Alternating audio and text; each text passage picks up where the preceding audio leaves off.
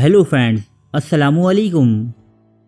किसी मर्द और औरत के दरमियान रोमानवी ताल्लुकात हमेशा चार दीवारी और बंद दरवाजों के पीछे ही अंजाम पाते हैं, लेकिन सात पर्दों में बनने वाले ये जिस्मानी ताल्लुकात इब्तिदा ही से दुनिया की तारीख और इसकी सियासत पर असरअंदाज होते रहे हैं। क्लियोपेट्रा और हेलेन ऑफ ट्रॉय इसकी जीती जागती मिसालें हैं। हम सब जानते हैं कि एक मर्द और औरत के माबैन बनने वाले रोमानवी ताल्लुकात का नतीजा औलाद ही की सूरत में हासिल होता है, लेकिन दोस्तों बहुत से लोगों ने इस लज्जत आमीज अमल को कई दूसरे मकासद के हुसूल के लिए भी इस्तेमाल किया। जिनसी अमल के बाइस दुनिया में बहुत सी सल्तनतें वजूद में आईं और इसी अमल के सबब बहुत सी सल्तनतें तबाह बर्बाद भी हो गईं, जबकि कुछ लोग दुनिया में ऐसे भी थे कि जिन्होंने जिनसी अमल के दौरान बहुत सी दरियाफ्तें की।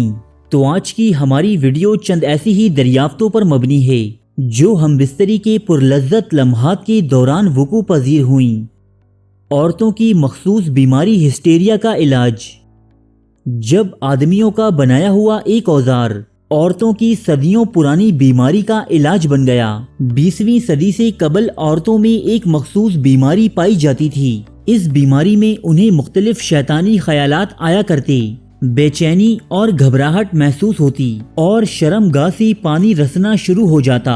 कभी कभी तो ऐसी औरतें पागलों और नफ्सियाती मरीज की तरह हरकतें करना शुरू कर देती थीं। डॉक्टर्स इस बीमारी को हिस्टेरिया कहा करते, जिसका इलाज वो औरत की शर्मगाह का मसाज तजवीज़ करते, जो उस वक्त तक किया जाता कि जब तक मुतासिरा औरत पुरसकून न हो जाए। लेकिन इस मर्ज में मुब्तला औरतों की तादाद इतनी ज्यादा थी कि 20वीं सदी में ये अमल करने वाले डॉक्टर्स के हाथों में दायमी दर्द रहने लगा।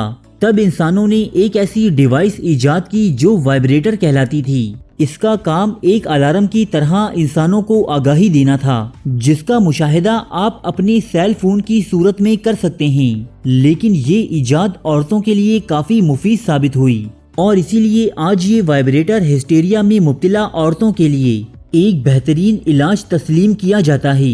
अब आपको समझ आ गया होगा कि वाइब्रेटर्स मुख्तलिफ ई कॉमर्स वेबसाइट्स पर इतने आम क्यों हैं।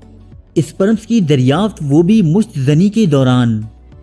दोस्तों ये तो हम सब ही जानते हैं कि इंसान के सीमन में स्पर्म्स पाए जाते हैं, जिनका औरतों में पाए जाने वाले एग से मिलाप ही एक नए बच्चे की दुनिया में आमद का सबब बनता है।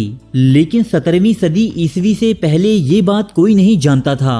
तब एक विलंदेजी साइंसदान एंटोनी वैन ल्यूवेनहॉक, जो अपनी जाती खुर्दबीन यानी माइक्रोस्कोप का मालिक था, एक मर्तबा जज्बात में बहकर मुजजनी का मुर्तकिब हुआ। जब वो इस अमल से फारिग हो चुका तब इसका दिमाग चला और उसने खुर्दबीन के जरिए अपने ही सीमन का मुशाहिदा किया और यूं दुनिया में पहली मर्तबा स्पर्म्स की दरियाफ्त हुई।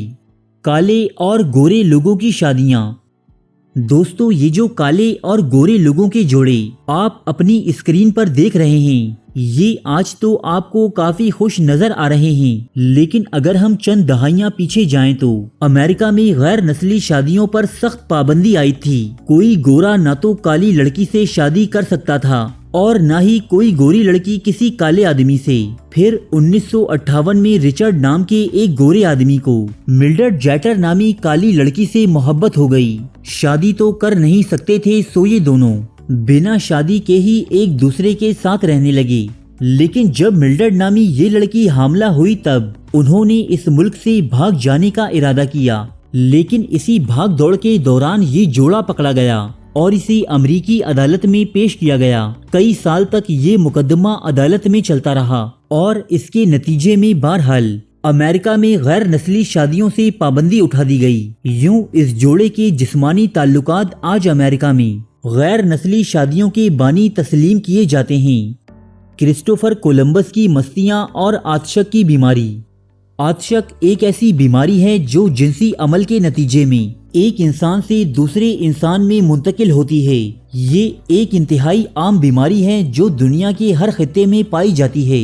लेकिन दोस्तों क्या आपको पता है कि आज से कुछ सदियां कबल दुनिया इसके नाम तक से वाकिफ ना थी, क्योंकि ये बीमारी उस वक्त की मालूम दुनिया में कहीं पाई ही नहीं जाती थी। फिर जब क्रिस्टोफर कोलंबस 15वीं सदी के अवाखिर में امریکہ سے واپس لوٹا تو وہ اپنے ساتھ آج کے دور کی یہ عام بیماری بھی اپنے ساتھ لایا۔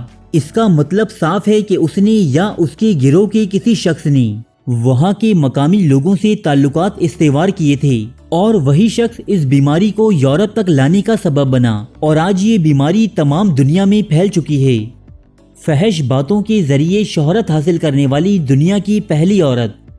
دوستو، آج مشہور اداکار اور اداکارائیں سستی شہرت سمیٹنے کے لیے اپنے اسکینڈلز خود ہی بنواتے ہیں، کیونکہ انہیں نیک نامی یا بدنامی سے کوئی غرض نہیں، وہ تو صرف اپنی شہرت چاہتے ہیں۔ دنیا میں سب سے پہلے اس عمل کی شروعات 18ویں صدی عیسوی میں ہوئی کہ جب ایک جسم فروش عورت نے اپنی بے حیائی کے قصے اور گزری ہوئی رنگین راتوں کی کہانیاں لوگوں کو سنانی شروع کی۔ انگلینڈ میں یہ کہانیاں اتنی عام ہوئیں کہ انہیں کتابوں کی صورت میں شائع کیا گیا۔ مصوروں نے اس کی رنگین راتوں کی تصاویر بنائیں، شاعروں نے رومانوی شاعری کہی اور یہ اپنے دور میں ہی بدنام لیکن مشہور ترین عورت بن گئی۔ اس نے اپنی سنائی گندی اور فحش کہانیوں کے سبب جتنا پیسہ کمایا اتنا ایک بازاری عورت اپنی ساری زندگی میں بھی نہ کما پاتی۔ کیٹی فشر نامی یہ عورت آج پورن انڈسٹری کی بانی اور بے حیائی کی سب سے بڑی علم بردار کے طور پر مشہور ہے۔ دوستو، دنیا میں ایک ایسا بادشاہ تھا کہ جس نے صرف ایک عورت سے ہم بستری کے لیے علیحدہ سے ایک مذہب کی شروعات کی۔ یونان میں ایک ایسی فاحشہ تھی کہ جس نے سقراط جیسے طالب علم کو پڑھایا۔ چنگیز خان کس طرح جنسی عمل کے ذریعے اپنے لشکروں کو کنٹرول کرتا تھا اور یورپ کی ایک طاقتور ترین سلطنت کس طرح بہن اور بھائیوں کی شادی کے نتیجے میں تباہ ہو گئی۔ رومانوی تعلقات اور سیکس سے متعلق یہ اور ایسے بہت سے دلچسپ اور حیرت انگیز قصے آپ اس ویڈیو کے دوسرے پارٹ میں ملاحظہ کر سکیں گے، جو یہاں ویڈیو کی طوالت کے سبب بیان نہیں کیے جا رہے۔ اگر آپ کے علم میں بھی ایسا کوئی قصہ یا کوئی دریافت ہے تو آپ ہم سے شیئر کیجیے تاکہ ریسرچ کے بعد اسے بھی اس ویڈیو کے دوسرے حصے میں شامل کیا جا سکے۔